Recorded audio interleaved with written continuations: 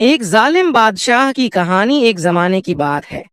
ایک ریاست پر ایک بادشاہ کی حکومت تھی جس کا نام انور شاہ تھا۔ وہ اپنی بے رحمی اور ظالم مزاج کی وجہ سے مشہور تھا۔ اس کی رعایا اس سے خوفزدہ رہتی تھی اور کوئی بھی اس کے سامنے بولنے کی ہمت نہیں کرتا تھا۔ بادشاہ کو اپنی طاقت پر بہت فخر تھا اور وہ اپنی ہر خواہش پوری کرنے کے لیے کسی بھی حد تک جا سکتا تھا۔ اس کی سلطنت میں ایک غریب کسان رہتا تھا جس کا نام علی تھا۔ علی ایک بہت محنتی اور ایماندار انسان تھا جو اپنی زمین پر فصلیں اگاتا تھا اور مشکل سے اپنا اور اپنے خاندان کا پیٹ پالتا تھا۔ ایک سال بارشیں نہ ہونے کی وجہ سے علی کی فصلیں تباہ ہو گئیں۔ وہ بہت پریشان تھا کیونکہ اسے بادشاہ کو لگان ادا کرنا تھا۔ اگر وہ لگان ادا نہ کر پاتا تو اسے سخت سزا ملتی۔ علی نے ہمت کر کے بادشاہ کے دربار میں جانے کا فیصلہ کیا۔ وہ بادشاہ کے سامنے پیش ہوا اور اپنا دکھ بیان کیا۔ اے بادشاہ سلامت، اس نے کہا، اس سال بارشیں نہ ہونے کی وجہ سے میری فصلیں تباہ ہو گئی ہیں۔ میں آپ سے لگان میں چھوٹ کی درخواست کرتا ہوں۔ بادشاہ، جو اپنی سنگ دلی کے لیے جانا جاتا تھا، علی کی بات سن کر غصے میں آ گیا۔ تمہاری ہمت کیسے ہوئی کہ تم مجھ سے کچھ مانگو؟ اس نے گرجتے ہوئے کہا۔ تمہیں لگان ادا کرنا ہی ہوگا، چاہے تمہاری فصلیں تباہ ہو گئی ہوں۔ علی نے دوبارہ منع کی۔ حضور، میں بہت غریب ہوں۔ اگر آپ نے مجھے چھوٹ نہ دی تو میرا خاندان بھوکا مر جائے گا۔ بادشاہ نے علی کی بے بسی پر ہنستے ہوئے کہا، تمہاری غربت میرا مسئلہ نہیں، جاؤ اور اگلے 3 دن میں لگان لے کر آؤ، ورنہ تمہیں قید کر لیا جائے گا۔ علی مایوس ہو کر واپس چلا گیا۔ وہ جانتا تھا کہ وہ 3 دن میں لگان جمع نہیں کر سکتا، لیکن اس نے ہار نہیں مانی۔ اگلے دن ایک بزرگ درویش علی کے گاؤں سے گزر رہا تھا۔ اس نے علی کو پریشان دیکھا اور اس سے اس کی پریشانی کی وجہ پوچھی۔ علی نے سارا ماجرا درویش کو سنایا۔ درویش نے مسکراتے ہوئے کہا، فکر نہ کرو، اللہ سب دیکھ رہا ہے۔ جاؤ اور بادشاہ سے کہو کہ تم اس شرط پر لگان ادا کرنے کے لیے تیار ہو کہ وہ خود اپنے ہاتھ سے تمہارے کھیت میں ہل چلائے۔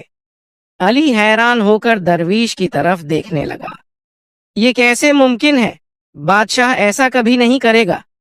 درویش نے اسے تسلی دیتے ہوئے کہا، تم بس جا کر اس سے کہو، پھر دیکھو کیا ہوتا ہے۔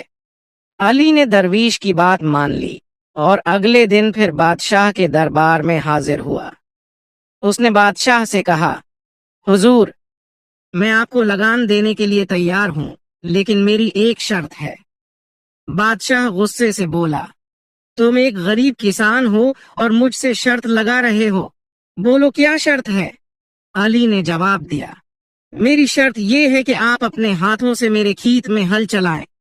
بادشاہ کو بہت غصہ آیا، لیکن دربار میں موجود لوگوں کی موجودگی کی وجہ سے وہ خاموش ہو گیا۔ اس نے سوچا کہ ایک غریب کسان کی شرط مان کر وہ اس کا مذاق اڑا سکتا ہے۔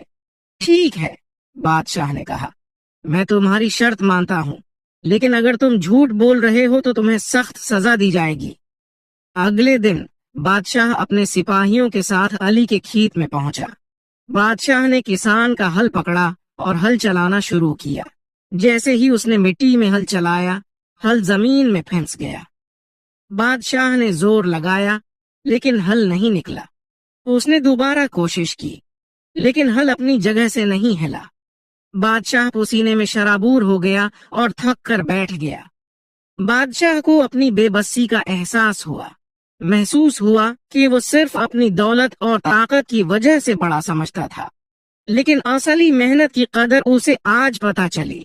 اسے اپنی بے رحمی پر شرمندگی ہوئی اور اس نے محسوس کیا کہ ایک کسان کی محنت کتنی مشکل ہوتی ہے۔ اس لمحے بادشاہ کا دل بدل گیا۔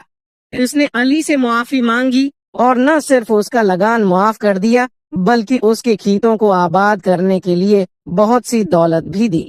بادشاہ نے اپنی ظالم طبیعت کو چھوڑ دیا اور ایک عادل اور رحمدل حکمران بن گیا۔ اس نے اپنی رعایا کا خیال رکھنا شروع کیا اور جلد ہی وہ اپنی محبت اور رحم دلی کی وجہ سے مشہور ہو گیا۔ یوں ایک غریب کسان اور ایک بزرگ درویش کی حکمت نے ایک ظالم بادشاہ کو ایک اچھا انسان بنا دیا۔